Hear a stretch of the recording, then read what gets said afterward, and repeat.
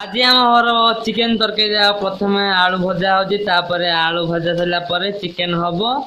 ତ ବର୍ତ୍ତମାନ ଆଳୁ ଭଜା ଚାଲିଛି ତ ଚିକେନ ଧୁଆ ହବ ଧୁଆ ସରିଲା ପରେ ଭିଡ଼ିଓଟି ହବ। ତ ରହିଲି ଚିକେନ ପ୍ରଥମେ ଧୋଇ ସାରେ ବର୍ତ୍ତମାନ ଆମର ଚିକେନ ବର୍ତ୍ତମାନ ଧୁଆ ହବ ତ ମୁଁ ବର୍ତ୍ତମାନ ଚିକେନ ଧୋଉଛି ଧୋଇ ସାରିଲା ପରେ ଆମର ଇଏ ହବ ତାର ଚିକେନଟା ପଡ଼ିବ ଆମର ଆଳୁରେ ପଡ଼ିକି ତାର ତରକାରୀ ହବ।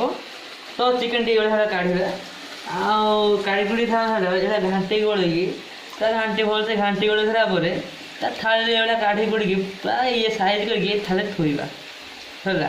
ତାର ଆହୁରି ଅଛି ଆହୁରି କାଢ଼ିବା ଆହୁରି ଏଇଭଳିଆ ଚିପା ଚିପି କରିଦେବା ଟିକେ ଭଲସେ ପାଣି ନିଗାଡ଼ିଲେ ଗୁଡ଼ିକି ତାର ଏଇଠି ଥୋଇଦେବା।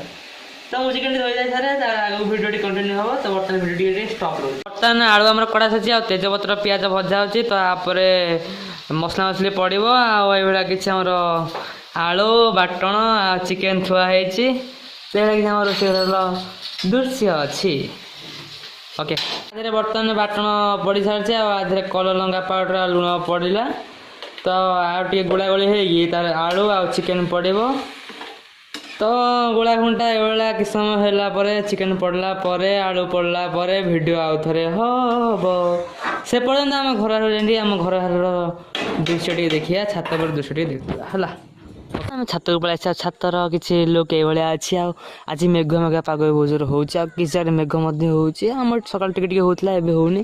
ଆଉ ଏପଟରେ ଓସ୍ତ ଗଛ ବର ଗଛ ଅଛି ଆଉ ଏପଟରେ ଆମର ତାଳ ଗଛ ପୁରା ମେଞ୍ଚା ମେଞ୍ଚା ହେଇକି ଅଛି ଆଉ ଆମର ଧାନ ଲଗାଇଲା ଧାନ ତ କଟା କଟି ସରିଲାଣି ଆଉ ସେପଟେ କିଏ ସବୁ ଅଛି କଟା ହେବ ବିରି କଟା ହେବ ଉପଡ଼ା ହେବ ଆଉ କ'ଣ କହିବି ଏଇପଟ କିଛି ଲୋକ ବି ଏଇଭଳିଆ ଅଛି ଆଗରୁ ଛାତ ଦେଖିଥିବେ ଗୀତ ହେଲା ବେଳେ।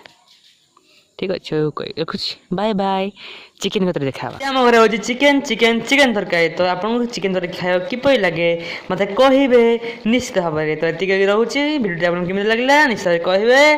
ରହିଲି ଧନ୍ୟବାଦ ମୁଁ ଆପଣଙ୍କର ପ୍ରିୟ ଟୁନା ଭାଇ।